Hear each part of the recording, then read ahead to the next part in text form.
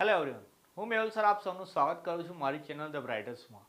તો diploma semester 1ના મેથેમેટિક્સની અંદર હું ચેપ્ટર 1ના એમસીક્યુ તમને કરાવી દીધા છે કે જે 14 માર્કની એમસીક્યુનો ક્વેશ્ચન જે હોય છે એક્ઝામની અંદર એમાંથી 4 એમસીક્યુ પહેલા ચેપ્ટરમાંથી આવે છે. તો આજના વિડીયોની અંદર ચેપ્ટર નંબર 2 છે આપણું જે ટ્રિગ્નોમેટ્રી, એમાંથી એમસીક્યુ તમને કરાવવા જઈ રહ્યો છું કે જે એમસીક્યુ જે છે એક્ઝામની અંદર 3 માર્કમાં પૂછાય છે. એટલે મતલબ કે ચેપ્ટર નંબર 2માંથી 3 એમસીક્યુ આવે છે. બરાબર. તો વિડીયો લાસ્ટ સુધી જોજો. એટલા મોસ્ટ એમપી જે તમારા એમસીક્યુ છે કયા કયા પૂછાશે બધા હું તમને અભ્યાસ કરાય છે. થોડા તમારા માટે હોમવર્ક માટે બી રાખેલા છે. ઓકે, ચાલો. પહેલી જે ટાઈપ છે એમસીક્યુની અંદર કે જે 100% તમારા પેપરમાં હશે એ છે ડિગ્રીથી રેડિયનમાં જવું ને રેડિયનમાંથી ડિગ્રીમાં જવું. જ્યારે હું ચેપ્ટર 2નો અભ્યાસ કરાયેલો હતો ત્યારે તમને એ વસ્તુ શીખવાડેલી હતી, છતાં ફરી એકવાર એમસીક્યુમાં બતાવી દઉં કે ડિગ્રીથી રેડિયનમાં અને રેડિયનમાંથી ડિગ્રીમાં કઈ રીતે જવું. પહેલા એમસીક્યુ લખો છે કે 120 ડિગ્રી એટલે કેટલા રેડિયન થાય, એટલે મતલબ ડિગ્રીથી રેડિયનમાં જવાનું છે. અને બીજા ક્વેશ્ચનની અંદર રેડિયનમાંથી કેટલા ડિગ્રી થાય એવું શોધવાનું, મતલબ રેડિયનમાંથી ડિગ્રીમાં જવું છે. તો એક જ વસ્તુ યાદ રાખવાની તમારે કે પાઈ રેડિયન હોય એટલે 180 ડિગ્રી થાય. બરાબર. જ્યારે એકમ વર્તુળ અભ્યાસ કરાયો હતો ત્યારે તમને કીધું હતું કે ભાઈ પાઈ રેડિયન હોય તો 180 ડિગ્રી થાય. તો અહીંયા એવું કીધું કે 120 ડિગ્રીએ કેટલા રેડિયન થાય, તો તમારે ત્રિરાશિ આ રીતે મૂકવાની. ડિગ્રીમાંથી રેડિયનમાં જવું છે. ઓકે, ચાલો. 180 ડિગ્રી હોય તો પાઈ રેડિયન થાય, તો 120 એ કેટલા? બરાબર. તો ત્રિરાશિ છે એટલે આ રીતે ગુણાકાર કરવાનો કે ભાઈ 120 ને તમે પાઈ વડે ગુણો અને એના છેદમાં લગાવો 180. ચલો, છેદ ઉડતા ઉડાવી દઈએ. અહીંયા 0 0 કટ થઈ જાય. 6 દુ 12 ને 6 તારી 18. તો આન્સર આવે તમારો 2π/3. એનો મતલબ 120 ડિગ્રી એટલે કેટલા રેડિયન, તો કે 2π/3.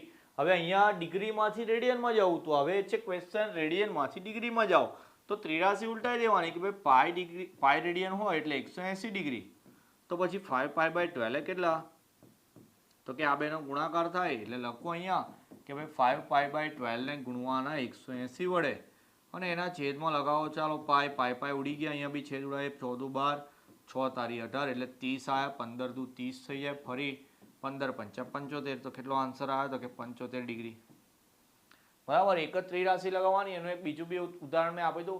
ભાઈ 5 રૂપિયાની એક ચોકલેટ મળતી હોય તો 50 રૂપિયાની કેટલી ચોકલેટ આવે, તો આવું ત્રિરાશિ લગાવીએ આપણે કે ભાઈ 5 રૂપિયાની એક તો 50 રૂપિયાની કેટલી, તો કે 50 ગુણ્યા 1 ભાગ્યા 5 એટલે 10 ચોકલેટ આવે.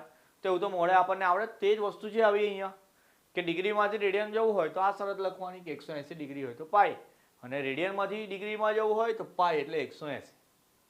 બરાબર. લાસ્ટમાં હોમવર્કમાં 1-2 એમસીક્યુ તમારી માટે મૂકેલા છે. ઓકે, ચાલો.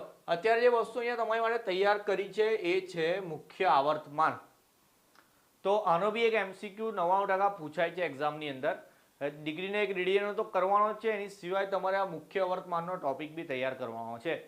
આ ટેબલ મોડે કરી લેવાનું. ટેબલની અંદર એવું છે કે અહીંયા ત્રિકોણમિતીય વિધેયો લખેલા છે અને એના મુખ્ય આવર્તમાન લખેલા છે કે ભાઈ કોસ ને સાઇન નો મુખ્ય આવર્તમાન 2π છે, tan ને cot નો મુખ્ય આવર્તમાન પાઈ છે અને cosec ને sec નો આવર્તમાન બી 2π.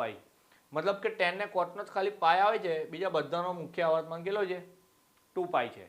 તો એક્ઝામની અંદર ખાલી એવું આવે કે tan વિધેયનો મુખ્ય આવર્તમાન ખાલી જગ્યા છે, તો પછી મુખ્ય આવર્તમાન કેટલો, તો કે પાઈ. તો આવી રીતે કોઈ બી વિધેયનો પૂછાઈ શકે. અને બીજી રીતે પૂછાય તો અહીંયા દેખો જરા, એક ક્વેશ્ચન હું લખેલો હશે અહીંયા. હા, cos 2x + 3 નું આવર્તમાન કેટલું? તો મેં તમને એવું કહું છું કે ખાલી cos નું પૂછે તો કેટલું, તો કે 2π. પણ પ્રશ્નમાં અહીંયા આવ્યું cos 2x + 3 નું કેટલું. તો એક વસ્તુ યાદ રાખવાની છે. ચાલો અહીંયા એડ કરી દઈએ કે જો cos જોડે કે આટલા વિધેય જોડે x વાળું કોઈ પદ આવે તો એનું આવર્તમાન શોધવું હોય તો જે આવર્તમાન હોય મુખ્ય તે લખવાનું, મુખ્ય આવર્તમાન લખવાનું અને એના છેદમાં x નો સહગુણક લખવાનો. x નો સહગુણક લખવાનો, એ બી માનાંકમાં. માનાંકમાં એવું ના સમજતા હોય કે જવાબ પ્લસ આવે એવું યાદ રાખવાનું હંમેશા. ઓકે, ચાલો. તો અહીંયા આપણને પૂછ્યો છે cos 2x + 3 નો મુખ્ય આવર્તમાન. તો cos 2x + 3 માટે પહેલા cos લખ્યું છે એટલે cos નું આવર્તમાન કેટલું, તો કે 2π. એના છેદમાં શું લખવાનું, x નો સહગુણક. તો x નો સહગુણક કેટલો છે, 2 છે, કારણ કે 2x એવું લખ્યું છે ને ભાઈ, તો આ 2 ઉડી જાય તો કેટલો આન્સર આવે, તો કે પાઈ. તો આન્સર આવી ગયો. હજુ વધારે ક્લિયર કરીએ. sin 2x + 3 2x/3 + 7 એવું આપેલું છે. એનો મુખ્ય આવર્તમાન શોધો છે. કઈ નહીં, ચાલો પહેલા sin લખ્યું છે તો કે sin નો 2π. એના છેદમાં શું લખવાનું, તો કે x નો સહગુણક. x ની જોડે જે કિંમત હોય તે, તો કે ભાઈ 2/3 છે. ચાલો આ 2/3 લખી દઈએ. 2 2 ઉડી ગયા, છેદનો છેદ ઉપર, આન્સર આવે 3 પાઈ. હજુ ક્લિયર કરીએ. cot x/6 નું મુખ્ય આવર્તમાન, કોટનું પૂછ્યું છે ને ભાઈ, કોટ એટલે પાઈ. ચાલો એના છેદમાં શું લખવાનું? x નો સહગુણક, તો x છે, x ની જોડે છે છેદમાં છો એટલે 1/6 એવું કહી દઈએ. 1/6, તો એનો આન્સર કેટલો આવી જશે? 6 પાઈ આવી જાય. તો x નો જે સહગુણક હોય તે છેદમાં લખવાનો, પણ કોના? તો કે આ જે ભાઈ મુખ્ય આવર્તમાન છે એના છેદમાં લખવાનો. એટલે પહેલા તો મુખ્ય આવર્તમાન મોડે કરવા પડે અને બીજી આ વસ્તુ ખાલી યાદ રાખવાની. ચાલો બીજો MCQ તૈયાર થઈ જશે તમારો અહીંયા. હા, એના પછી એકમ વર્તુળના આધારિત MCQ છે. એના માટે એક વસ્તુ તમને પહેલા બી ચલાવી હતી, ફરી ચલાવી દઉં. એક તો યાદ રાખવાનું ઓલ એસ ટી સી. બીજી વસ્તુ યાદ રાખવાની કે y ની અંદર જો પ્લસ માઇનસ કરો તો કે ભાઈ વિધેય બદલાઈ જાય, બરાબર, અને અહીંયા ના બદલાય, એવું લખી દઈએ, ના બદલાય. ચાલો આટલું ક્લિયર હતું, બરાબર. એમાં એવું કીધું તમને દાખલા માટે કે π/2 વાળી લાઈન હોય તો વિધેય બદલવાનું, પાઈ વાળી હોય તો નહીં બદલવાનો. તો આ રીતે પૂછાય. તો આ બેમાં π/2 છે તો સાઈન નું ભાઈ કોસ કરી દેવાનું, એટલે લખી દેવાનું કોસ થીટા. અહીંયા ટેન થીટા છે તો ભાઈ π/2 છે એટલે એનું બી શું કરી દેવાનું? કોટ થીટા. અહીંયા તો ભાઈ પાઈ વાળું જ છે એટલે કોસ નું શું રહેશે? કોસ જ રહેશે. આ પહેલું સ્ટેપ છે. જો બીજી વસ્તુ બાકી છે, શું બાકી છે? તો કે ઓલ એસટીસી પ્રમાણે જોવાનું. તો અહીંયા આવે મારો π/2 નો ખૂણો, અહીંયા આવે 3π/2 નો ખૂણો, અહીંયા આવે પાઈ. ઓકે, ચલો પહેલામાં એવું કહે કે π/2 વધતા, તો આ રહ્યા π/2 વધતા કરીએ, બીજા ચરણમાં જવાય, ત્યાં પ્લસ હોય સાઈન. પ્રશ્ન બી કોનો? સાઈન નો, એટલે જવાબ કેવો આવે? પ્લસ. ચલો પ્લસ કોસ થીટા જવાબ છે એનો. પાઈ પ્લસ થીટા એવું કીધું. ચાલો પાઈ આ રહ્યા, પ્લસ કરો, આગળ જવાનું. કોણ પ્લસ હોય ત્યાં હોય ટેન પ્લસ. પ્રશ્ન છે કોસ નો, એટલે જવાબ કેવો આવે? Minus cos theta. ત્રીજું જોઈએ ટેન 3π/2. ઓકે, ચલો આ રહ્યા 3π/2. શું કરવા કે છે? માઇનસ. ચલો માઇનસ કરી દઈએ, પાછળ આવવાનું. ટેન પ્લસ હોય, પ્રશ્ન બી ટેન નો, એટલે જવાબ કેવો? પ્લસ કોટ થીટા. કોઈને તકલીફ પડતી હોય તો ચેનલ ઉપર દેખજો જરા. ચેપ્ટર નંબર 2 ની આઈ થિંક ટાઈપ 1 જ ચલાવી હતી હોય, એકમ વર્તુળ પર આધારિત દાખલા. તો એ દાખલો બી 3 માર્કમાં પૂછાયો છે. તમે એ વસ્તુ શીખી લેશો તો આ 3 MCQ બી તમને આવડી ગયા હશે, બરાબર. જે લોકો એ ટાઈપ શીખી હશે એમને તો જોતામાં જવાબ બી ખબર પડી ગયા હશે. ઓકે, ચાલો નેક્સ્ટ જોઈએ. આ બી એકમ વર્તુળ પર આધારિત જ છે ભાઈ. 210 ડિગ્રી એવું કીધું તો 210 તો ના આવડે આપણને, પણ એક વસ્તુ સમજો. અત્યારે જે મેં એકમ વર્તુળ જેવું ડ્રો કર્યું હતું એમાં 180 અહીંયા લખ્યું હતું પાઈ એટલે. તો 180 ની અંદર કેટલા ઉમેરે તો 210 આવે? તો કે ભાઈ 180 ની અંદર 30 ઉમેરવા પડે. તો અહીંયા એવું લખવું પડે મારે સાઈન 180 વત્તા 30, 210 થઈ ગયા. 180 એટલે x અક્ષ હતું ભાઈ, વિધેય તો ના બદલાય એટલે સાઈન જ લખવાનું. થીટાની જગ્યાએ 30 આપ્યું છે તો 30 લખી દઈએ. ઓલ એસટીસી નો નિયમ લગાવીએ. ઓલ એસટી પ્લસ તો 10 હોય, પ્રશ્ન સાઈન નો એટલે જવાબ માઇનસમાં આવે. સાઈન થતી તો 10માં બી ખબર હતી. 1/2 જવાબ પણ કેવા? માઇનસ, કારણ કે ચિહ્ન આપણું માઇનસ આવ્યું હતું. સેમ વસ્તુ અહીંયા કરવાની છે આપણે. 10 માટે 150, તો કે ભાઈ 180 થી 30 બાદ કરી દો એટલે 150 થઈ જાય. તો અહીંયા લખીએ કે 10 180 ઓછા 30. ફરી 180 એટલે x અક્ષ વિધેય નહીં બદલાય આપણો, એટલે જવાબ તો 10 30 જેટલો જ આવે. પણ ચિહ્ન કયું લેવાનું? તો કે ભાઈ સાઈન પ્લસ હોય, પ્રશ્ન તો 10 નો છે એટલે જવાબ લેવાનો માઇનસ. ટેબલ પરથી 1/√3 એનો જવાબ આવે, પણ ચિહ્ન આગળ માઇનસ છે એટલે માઇનસ 1/√3, બરાબર. તો આ વસ્તુ બી એકમ વર્તુળ પર આધારિત છે તો એ વસ્તુ જોઈ લેવાની.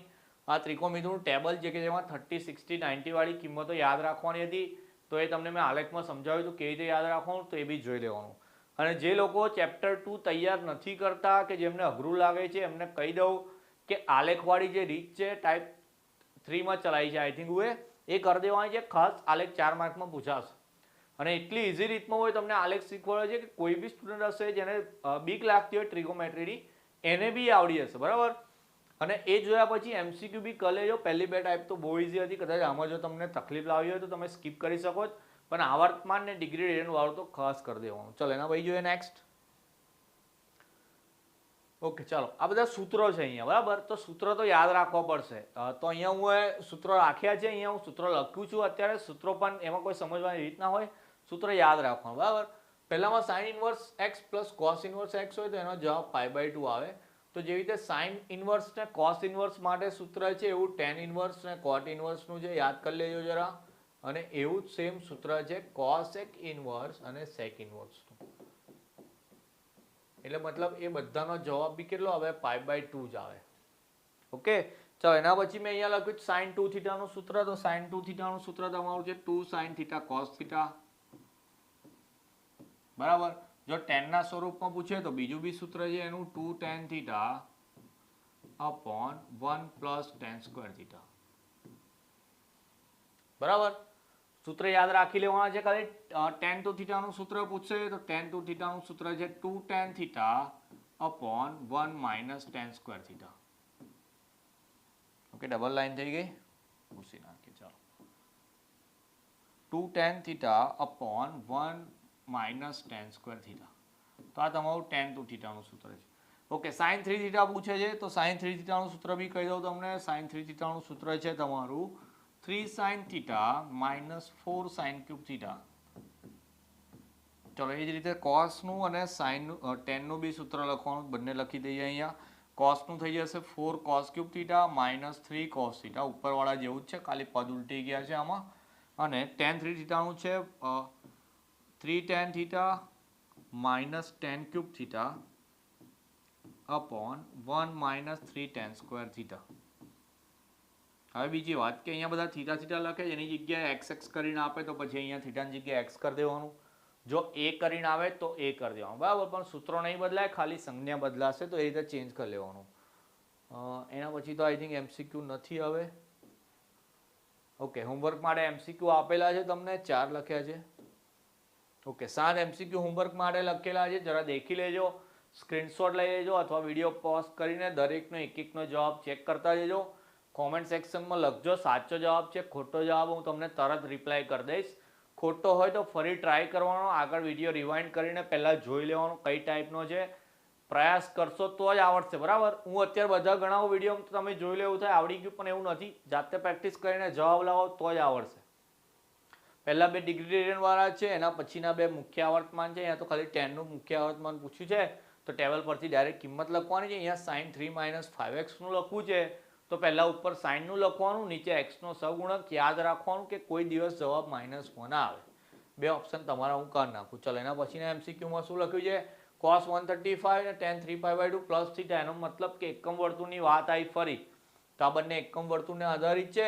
અને છેલ્લો tan inverse 3/4 plus tan inverse 4/3 વાળો એક ટાઈપ ચલાવી હતી દાખલાની. હું એમસીક્યુમાં કવર નથી કર્યું, પણ એક જે tan ઇન્વર્સ વાળું સૂત્ર હતું, એક મેં એવું કીધું હતું એક જ સૂત્ર મળે કરવાનું. ભાઈ tan ઇન્વર્સ x વત્તા tan ઇન્વર્સ y વાળા દાખલા ચલાવ્યા હતા કે tan ઇન્વર્સ x ને tan ઇન્વર્સ y હોય તો એક જ tan ઇન્વર્સ થઈ જાય. ઉપર આવે x પ્લસ y અને નીચે આવે 1 માઇનસ xy. તો આ જે સૂત્ર હતું એના આધારિત એમસીક્યુ છે. ટ્રાય કરવાનો, આવડે તો. ના આવડે તો કોમેન્ટમાં બતાવજો, હું તમને જવાબ કઈ સાચો કયો આવે છે, એવું કઈ રીતે આવે છે એ બી સમજાવી દઈશ, બરાબર. તો આજનો જે આ વિડીયો હતો આપણે ચેપ્ટર 2ના આઈએમપી એમસીક્યુ માટે હતો. આટલા જે એમસીક્યુ છે એવા તમે ગણી નાખશો, આના જેવા બીજા ટ્રાય કરશો તો એક્ઝામમાં આવા જ એમસીક્યુ પૂછાશે, તમને સહેલા લાગશે, બરાબર. 14 એમસીક્યુ પૂછાય છે તો મેક્સિમમ મિનિમમ કહું તો આપણે 10 માર્ક તો એમાં સ્કોર કરવાના છે, બરાબર. મિનિમમ 10 કહું છું. તો નેક્સ્ટ વિડીયોની અંદર ચેપ્ટર નંબર 3ના એમસીક્યુ જોઈશું. ત્યાં સુધી મેથ્સની બરાબર તૈયારી કરજો, હું જે રીતે સમજાવ્યું છે એ રીતે, તો તમે લોકો આરામથી પાસ થઈ જશો, બરાબર.